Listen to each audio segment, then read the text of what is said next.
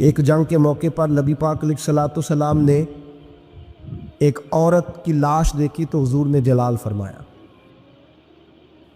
جب میں نے تمہیں کہا تھا کہ عورتوں پر ہاتھ نہیں اٹھانا تو کس نے قتل کیا؟ جلال فرمایا قیامت کے دن یہ بی بی جس آدمی کا بھی گریبان پکڑے گی میں اس کے ساتھ ہو کے اللہ کی بارگاہ میں مقدمہ لڑوں گا، اگرچہ وہ کافروں کی عورت تھی۔ آج تو مسلمان اقتدار کے لیے کاٹ رہے ہیں نا ایک دوسرے، اقتدار کی جنگ، دنیا میں جنگ لگی ہوئی ہے نا، شام سے لے کر عراق تک، تو لوگ کہہ دیتے ہیں فرقوں کی جنگ ہے، میں درجنوں بار کہتا ہوں یہ اقتدار کی لڑائی ہے۔ لوگ کسی نے کوئی مذہب کا روپ دھارا ہے، کوئی دھارا ہے، اصل جنگ اقتدار کی ہے۔ سب کو اقتدار چاہیے اور اقتدار کے لیے بھاگ دوڑ ہو رہی ہے، لیکن لوگ بازی نہیں آتے۔ اللہ کے نبی جلال فرمایا کرتے، حتیٰ کہ کوئی درخت کاٹ دیتا ناجائز کسی کا تو حضور اس پر بھی ناراض ہوتا، اور یہاں گردنیں کاٹی جاتی ہیں۔ بہرحال سید عالم صلی اللہ علیہ وسلم جلال فرماتے، با اختیار ہے، چاہتے تو کسی چیز کی تبدیلی کر دیتے، اور جو سفارش کرنے آئے وہ بھی حضرت اسامہ بن زید ہے۔ ایک آدمی کہ اسامہ بن زید کون ہے؟ اتنے محبوب ہے میرے نبی پاک کو کہ جب مکہ فتح ہوا تو حضور نے امام حسن اور حسین کو گھوڑے کی پشت میں بٹھایا اور اسامہ بن زید کو گود میں بٹھایا۔ جب مال غنیمت تقسیم ہوتا تھا تو حضرت عمر فاروق جناب اسامہ بن زید کو 500 دینار زیادہ دیتے تھے۔ لوگ کہتے کیوں دیتے ہو؟ فرمایا اس لیے کہ نبی پاک اس سے بڑا پیار کرتے۔ جس دن محبوب کا وصال ہوا جناب اسامہ بن زید رضی اللہ تعالیٰ عنہ کو مسلمہ کذاب کے خلاف لشکر کا سپہ سالار بنا کے نبی پاک نے بھیجا۔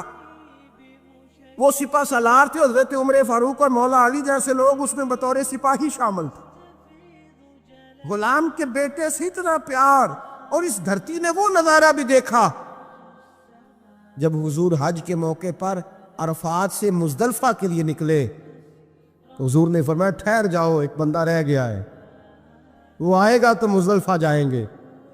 تو کچھ نو مسلم صحابہ تھے، وہ کہنے لگے ہم نے سوچا کسی قبیلے کے سردار کی بات ہو رہی ہے، لیکن تھوڑی دیر گزری تو کالے رنگ اور موٹی ناک والے اسامہ بن زید آ گئے۔ میرے محبوب نے فرمایا یہ میرا غلام زیادہ ہے، پیچھے رہ گیا، جب تک یہ نہ آتا قافلہ نہ چلتا۔ ایک طرف محبت کا یہ حال، اور دوسری جانب فتح مکہ کے موقع پر قریش کی ایک بی بی نے چوری کر لی، مقدمہ دائر ہوا، تفتیش کے بعد جرم ثابت ہو گیا۔ نبی کریم سید عالم صلی اللہ علیہ وسلم نے فرمایا اس کا ہاتھ کاٹا جائے گا۔ وہ لوگ حضرت اسامہ بن زید کے پاس آئے اور بڑی حکمتیں بیان کی، بڑے دلائل دیے، بہت ساری باتیں سمجھائیں، کہنے لگے ابھی نیا نیا کلمہ پڑھا ہے، ذرا دین میں آ جائیں گے، تھوڑے سے سمجھ جائیں گے، پھر حد قائم ہوگی تو بھاگیں گے نہیں، ذرا انہیں آ لینے دو، سمجھ لینے دو۔ نبی کریم علیہ الصلوۃ والسلام سے کہیے تھوڑی سی حضور رعایت کر دیں، ذرا قریب آئیں گے تو حد جاری ہو جائے گی۔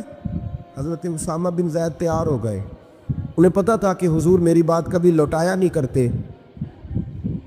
جناب اسامہ کہتے ہیں میں حضور کے قریب آ کے بیٹھا، اور میں نے بیٹھا نا جب حضور کے پاس تو بات کوئی نہیں کی، سرکار نے رخ پھیرا، کیسے آئے ہو؟ عرض کیا یا رسول اللہ، سب کہیے گا صلی اللہ علیہ وسلم۔ میں نے عرض کی حضور ایک چھوٹی سی بات کرنی تھی، تو حضور نے فرمایا کرو۔ یا رسول اللہ بات ذرا مشکل ہے، فرمایا تو کر تو صحیح۔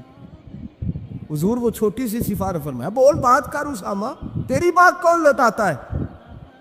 جناب اسامہ بن زید کہتے ہیں میں نے کہا حضور وہ قریش کی بی بی اس پر چوری ثابت ہو گئی ہے، اگر اسے تھوڑی رعایت مل جائے تو اس کا قافلہ نیا نیا آیا ہے، قبیلہ نیا نیا اسلام قبول کیا، حضور تھوڑی رعایت مل جائے تو چلو پختگی کے بعد جیسے آپ چاہیں گے۔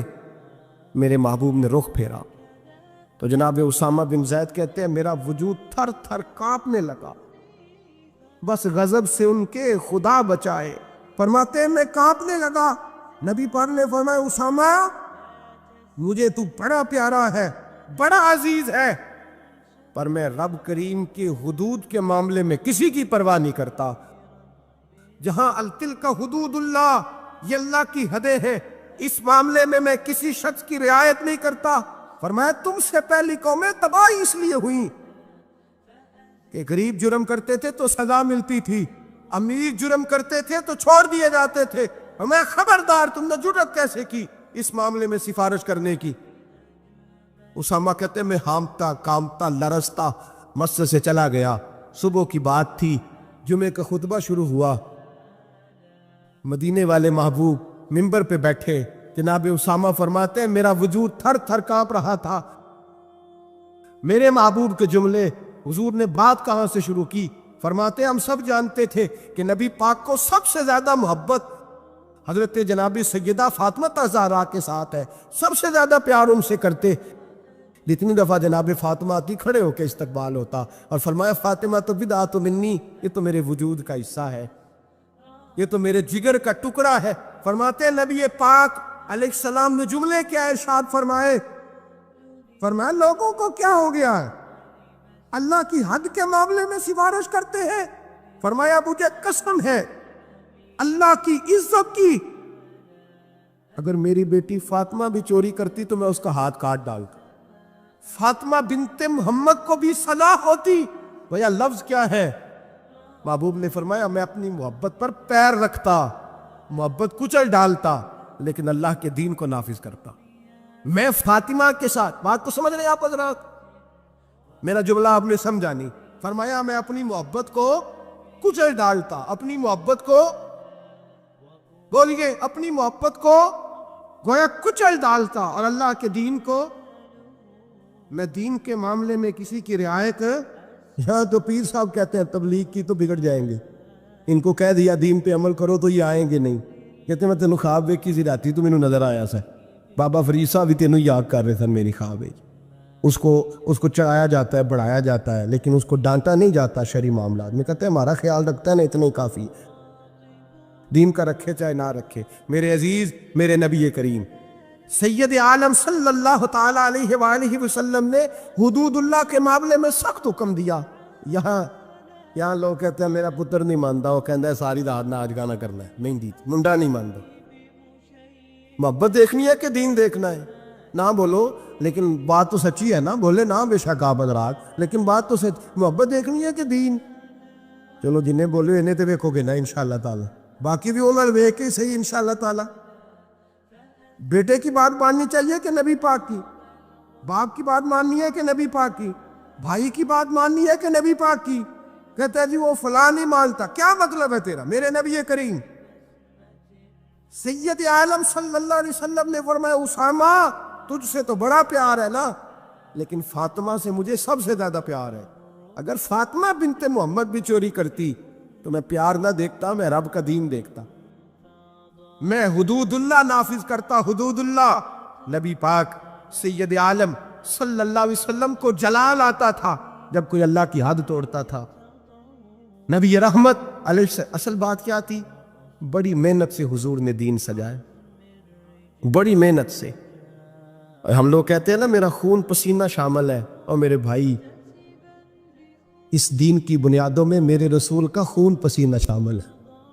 صحابہ کہتے ہیں جب مسجد نبوی بنائی تو حضور جب اینٹیں اٹھاتے تھے تو پسینہ بہہ کے اینٹوں پہ گرتا تھا، اسی لیے تو آج تک وہاں سے خوشبو آتی ہے، اس لیے تو آج تک وہاں سے خوشبو آتی ہے۔ حضور کا پسینہ گرتا تھا، اور احد میں میرے رسول پاک نے جو اپنے خون کو اپنے ہاتھوں پہ رکھ لیا اور کہا اے اللہ تو دیکھ رہا ہے نا، یہ مجھے جانتے نہیں، انہیں ہدایت کا نور عطا فرما دے۔ اور میرے بھائی خون پسینہ حضور نے دین سینچا سوارا، اپنی اولاد کی قربانی دی۔ جس مکان کو تو نے اپنے ہاتھ سے ٹائلیں لگائی ہو، تیرا اپنا بیٹا بھی وہ ٹائل توڑ دے تو تھپڑ مارتا ہے، وہ تجھے پتہ نہیں میں نے پردیس کاٹ کاٹ کے بنایا ہے اور تو توڑ رہا ہے؟ معمولی سمجھتے ہو دین کی دھجیاں بکھیرنا؟ جب تو دین کی نافرمانی کرتا ہے تو مدینے والے رسول کا دل دکھ جاتا ہے۔ گویا حضور فرماتے کیا کر رہے ہو؟ میں نے بڑی مشقت سے تمہیں دین دیا ہے، میں نے خون پسینہ لگا کے تم تک پہنچایا تھا، تم نے ایک رات میں اڑا کے رکھ دیا، تم نے چند منٹوں میں تباہی لگا دی سارے دین کی، ساری شریعت کی دھجیاں بکھیر دی۔ ہم یہ ڈرے ڈرے سہمے سہمے پریشان فیصلہ کرنے کی طاقت نہیں، مجھے چلنا چاہیے کہ نہیں، اٹھنا چاہیے کہ نہیں، کرنا چاہیے، اٹھ پاند کمر کیوں ڈرتا ہے؟ پھر دیکھ خدا کیا کرتا ہے۔ حضرت عبداللہ ابن عباس فرماتے ہیں میرے نبی پاک علیہ السلام نے میری تربیت فرمائی. یہ نوجوان دوست میری بات لکھ لیں، پریشان لوگ میری بات لکھ لیں، جن کے پاس قوت فیصلہ نہیں وہ اس بات کو لکھ لے. حضرت عبداللہ ابن عباس فرماتے ہیں میرے نبی پاک علیہ السلام نے مجھ سے فرمایا تھا عبداللہ سن، اگر ساری دنیا مل کے تیرا کوئی نفع کرنا چاہے کر نہیں سکتی جب تک میرے رب کی رضا نہ ہو. اور فرمایا ساری دنیا مل کے تیرا کچھ بگاڑنا چاہے تو عبداللہ بگاڑ نہیں سکتی جب تک رب کریم کی حکمت کا تقاضا نہ ہو. لوگوں سے ڈرنا، لوگوں کی طرف دیکھنا، ماحول دیکھ کے اپنے راہ کا تعین کرنا، ہر بندے کے خیالات کے مطابق ڈھلنے کی کوشش کرنا، فلانا نہ ناراض ہو جائے، فلانا نہ ناراض ہو جائے، وہ جس نے ہونا ہو جائے، بس رب رسول ناراض نہ ہو. اپنی زندگی میں اپنے مالک کو مولا جان کے بل اللہ مولاکم، اللہ تمہارا مولا ہے، وہو خیر الناصرین، وہ بہترین مددگار ہے. توجہ جب بھی کریں رب کی جانب کریں، اپنے دل کا قبلہ درست رکھیں، سوچوں کے زاویے سیدھے رکھیں. میرے بھائی مالک جب بندوبست کر دے نا، جب مالک بندوبست کرتے پھر ایسا بندوبست کرتا ہے کہ لوگوں کے پاس نا چارہ نہیں رہتا. حضرت مریم رضی اللہ تعالی عنہا پاک باز تھی، مسجد میں رہی تھی، پر مالک کی حکمت کے تقاضے بڑے عجیب ہیں نا. پھر جناب مریم کو اللہ تعالیٰ نے بغیر شوہر کی اولاد عطا کر دی. یہ بات ہی ایسی تھی، وہ کسی نے کہا تھا کہ مخلوق تو فنکار ہے اس درجہ کے پل بھر میں سنگے در کعبہ سے بھی اصنام تراشے، تم کون ہو کیا چیز ہے داغ کبابی. لوگوں نے تو مریم پہ بھی الزام تراشے.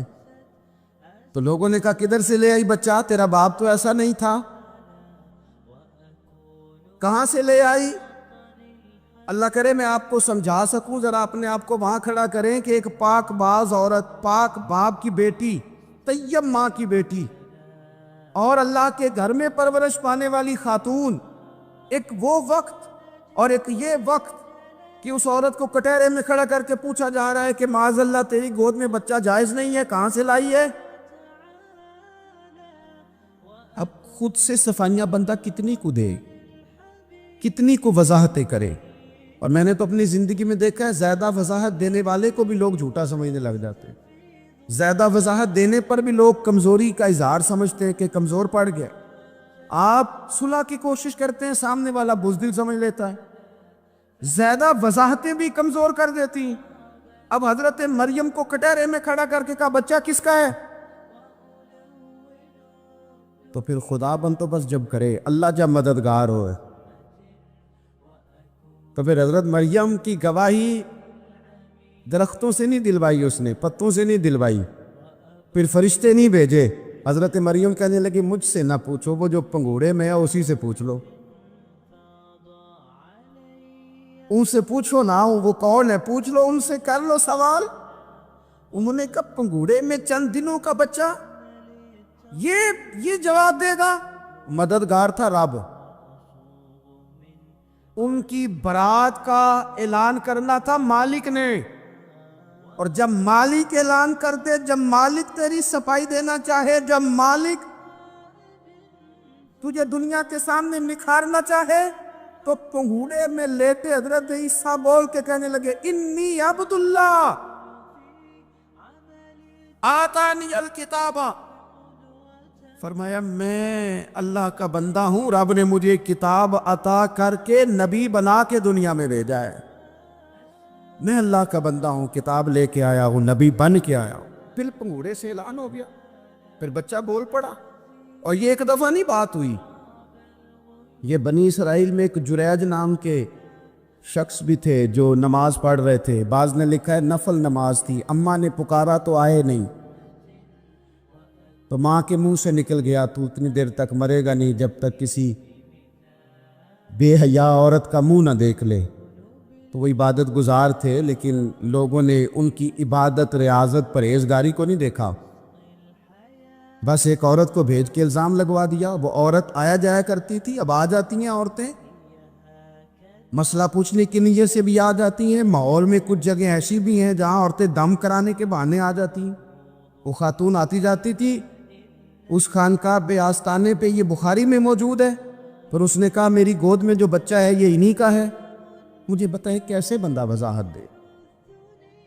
حالات خراب ہو گئے، لوگ کٹیا جلانے لگے، ماحول اور طرح کا بن گیا۔ میرے نبی پاک علیہ الصلوۃ والسلام فرماتے ہیں پھر اس رب کے بندے نے کہا مالک تو کریم ہے، تیری مشیت کا تقاضا آیا جو میری ماں نے جملے بولے تھے، پر اب میں وضاحت دینے کے قابل نہیں رہا، اب تو ہی کرم کرے گا تو دروازہ کھلے گا۔ تو وہ چند دنوں کا بچہ پنگوڑے میں بول کے کہنے لگا میں اس درویش کا نہیں، میں تو فلانے چرواہے کا بچہ ہوں، وہ جو بکریاں چراتا ہے۔ رب کی مدد کو پکاریں، اپنے ساتھ اپنے مالک کی مدد کو شامل کریں، تھوڑے رزق پر بھی گزارا اچھا ہونے لگ جائے گا۔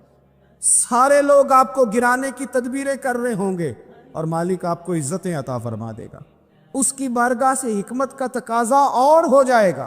ہم نے ساری زندگی لوگوں کو راضی کرنے میں گزار دی، ساری زندگی بڑھاپا آ گیا بچوں کو پالتے، اور بچوں نے آخری عمر میں کہہ دیا ابا اگر کوئی ڈھب کا کام کر لیتے تو آج ہمارے دن بھی پھر نہ جاتے۔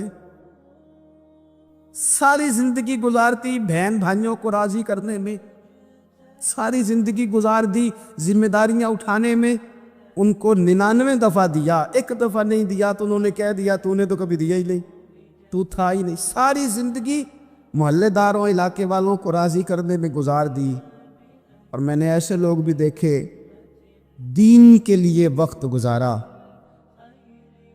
لیکن جب بڑھاپے میں دانت کام نہ کرتے تھے تو وقت کے مفتیوں کو بھی مسجدوں کی کمیٹیوں نے کہہ دیا اب آپ کی سمجھ نہیں آتی، ہم نے خطیب کو یور رکھنا ہے۔ میں کہتا ہوں کہ جتنے درد سے آپ امیر کو اپنی کہانی سناتے ہیں نا، اور جس طرح آپ کے آنسو بات کرنے سے پہلے گر جاتے ہیں کہ غریب ہیں، بچیاں ہیں، کاروبار نہیں، او میرے سنگیو، اس سے آدھے آنسو اپنے رب کی بارگاہ میں بکھیرو، اس کے حضور عرض گزار ہو جاؤ، اس سے طلب کرو۔ ایک وقت انسان پر زندگی میں ایسا آتا ہے کہ اسے یوں محسوس ہوتا ہے کہ میرا سایہ بھی ذرا سا پیچھے ہٹ گیا ہے، اسے یوں لگتا ہے کہ میں کسی سہارے پہ ہاتھ ڈالتا ہوں تو وہ بھاگ جاتا ہے مجھ سے، لیکن مالک کی بارگاہ ایسی عظیم بارگاہ ہے، رب رسول کے آستانے اتنے بڑے ہیں کہ آپ جب وہاں کشکول طلب دراز کرتے ہیں تو جھولی پھیلانے میں دیر لگتی ہے، ان کو بھرنے میں تو کوئی دیر نہیں لگتی۔ ہم نے اپنا سوچ کا قبلہ ہی دنیا کو بنا لیا۔ یہ جو اللہ والوں کی مدد ہے یہ تو اللہ ہی کی مدد ہے، لیکن یہ جو سیٹھوں کی طرف توجہ کرنا، نوابوں کی طرف توجہ کرنا، دنیا داروں کی طرف توجہ کرنا، اور اپنا مزاج اس طرح کا بنا لینا، یارو گردن کو جھکا دیتا ہے خیرات کا پتھر، جہاں میں مانگنے والوں کے سر کبھی اونچے نہیں ہوتے۔ اور اقبال کہتے ہیں غیرت ہے بڑی چیز جہانے تگ و دو میں، پہناتی ہے یہ فقر کو تاج سردارا۔ میں عرض کروں گا کہ اپنی آپ جب توجہ کا قبلہ اللہ رسول کو بنائیں گے تو رب فرماتے وَيَرْزُقْهُ مِنْ حَيْثُ لَا يَحْتَسِبُ، میں نہ تجھے وہاں سے رزق دوں گا جہاں سے کبھی تیرا گمان بھی نہیں گیا ہوگا، یہاں سے بھی مل سکتا ہے، تو نے سوچا بھی نہیں ہوگا۔ بخاری شریف میں حدیث ہے، حضرت جابر ابن عبداللہ فرماتے ہیں نبی پاک صلی اللہ علیہ وسلم نے 300 لوگوں کا ایک لشکر روانہ کیا کسی مہم کے لیے، کسی جہاد کے لیے۔ حضرت ابو عبیدہ بن جراح رضی اللہ تعالیٰ عنہ امیر لشکر تھے۔ فرماتے غربت اتنی زیادہ تھی، بھوک اتنی زیادہ تھی کہ ایک ایک کھجور دن میں ایک وقت کھانے کو ملتی تھی، اور کچھ دن ایسے آئے کہ اب کھجور بھی نہیں مل رہی۔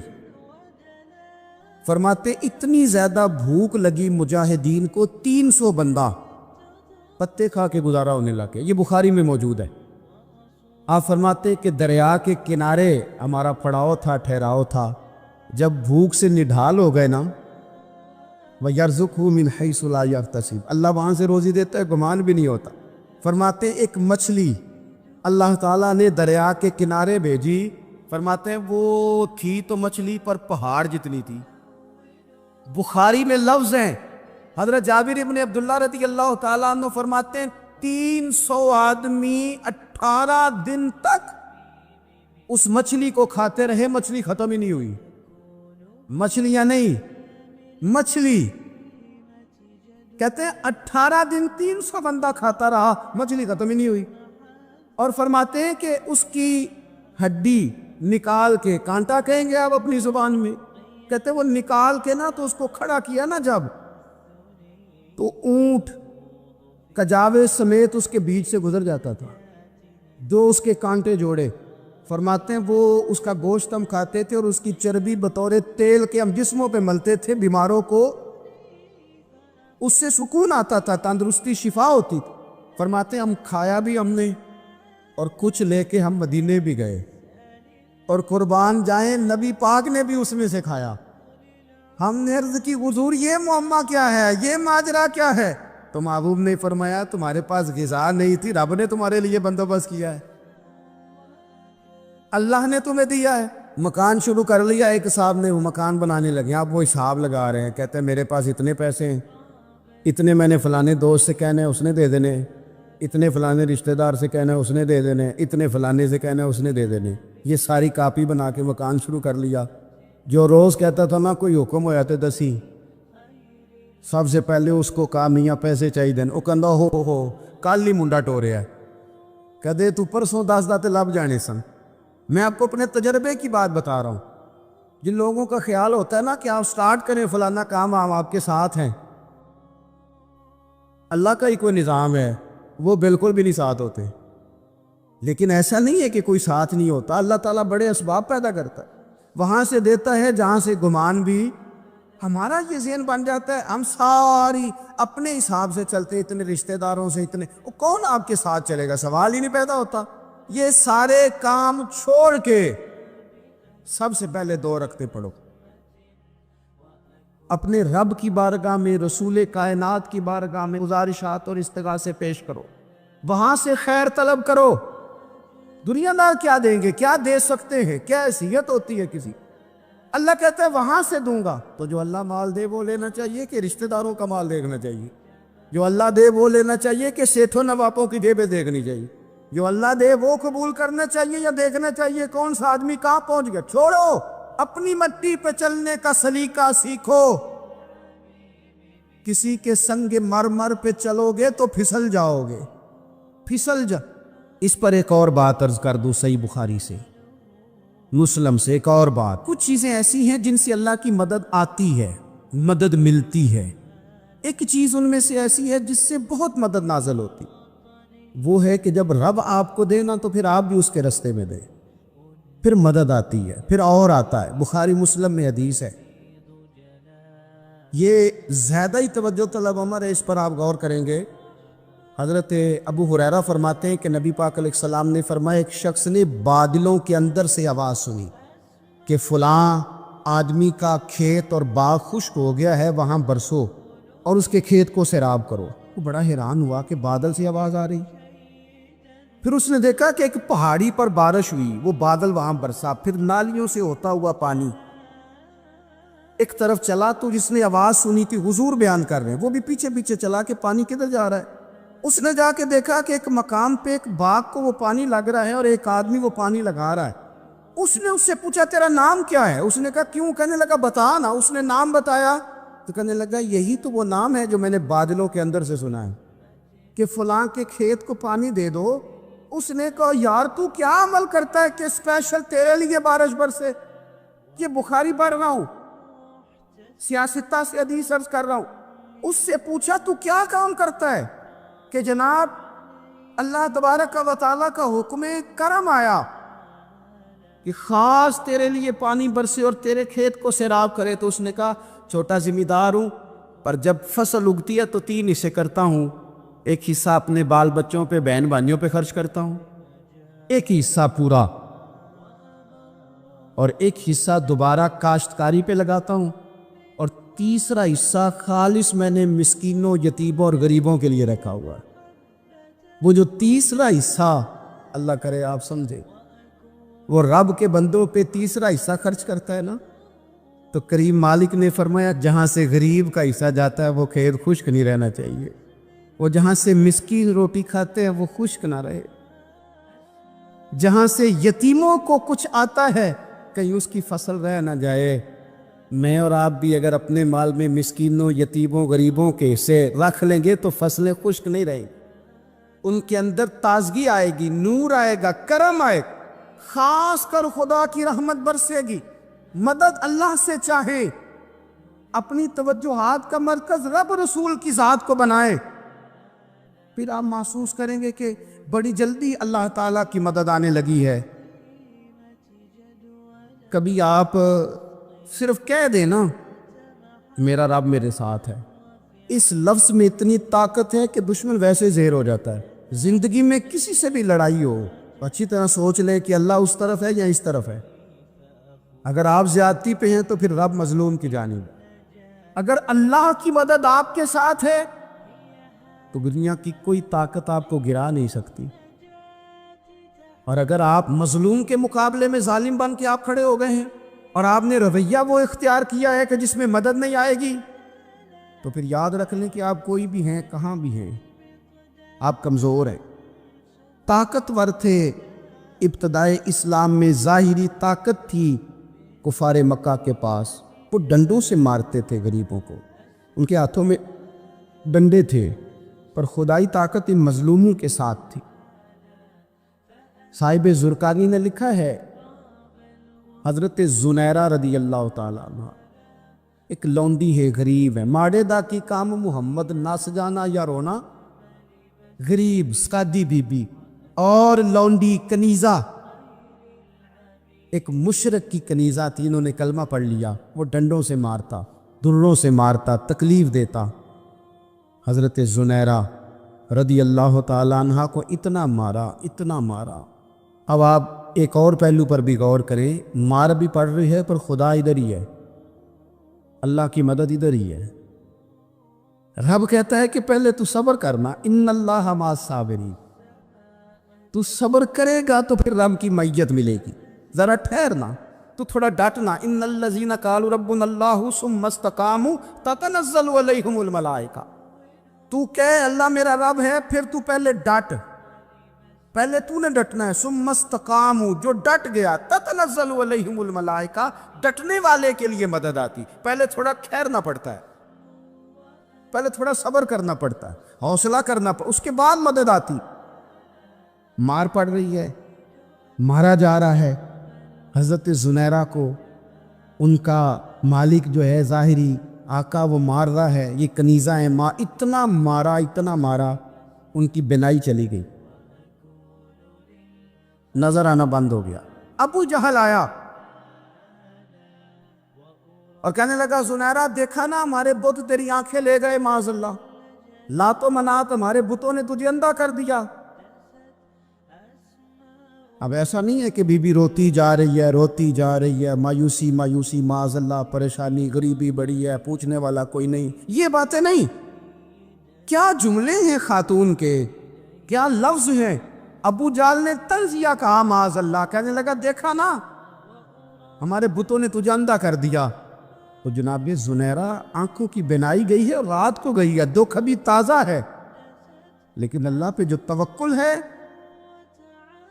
اپنے مالک سے جو رشتہ ہے وہ اتنا مضبوط ہے، اتنا طاقتور ہے، اس میں اتنی گہرائی ہے کہ حضرت زنیرہ بول کے نا اتنی قوت سے بولی، اتنی طاقت سے بولی کہ پورے کفر پر لرزہ طاری ہو گیا۔ فرمانے لگی تمہارے بتوں کی کیا اوقات ہے کہ وہ میری بینائی لے جائیں، یہ میری رب کی حکمت کا تقاضا ہے۔ جب تک اس نے چاہا زنیرہ دیکھتی رہی، اور جب اس نے چاہا زنیرہ کی آنکھوں کی بینائی چلی گئی، اور اگر وہ چاہے گا نا تو بینائی واپس بھی کر دے گا۔ اگر ہو ذوق یقین پیدا تو کٹ جاتی ہیں زنجیریں، اگر وہ چاہے گا تو بینائی آ بھی جائے گی۔ حضرت زنیرہ نے رات کو یہ لفظ کہے، ابو جال اور سارے کفار ڈر کے سن کے چلے گئے، آپ اطمینان سے آ کے بستر پہ سوئی۔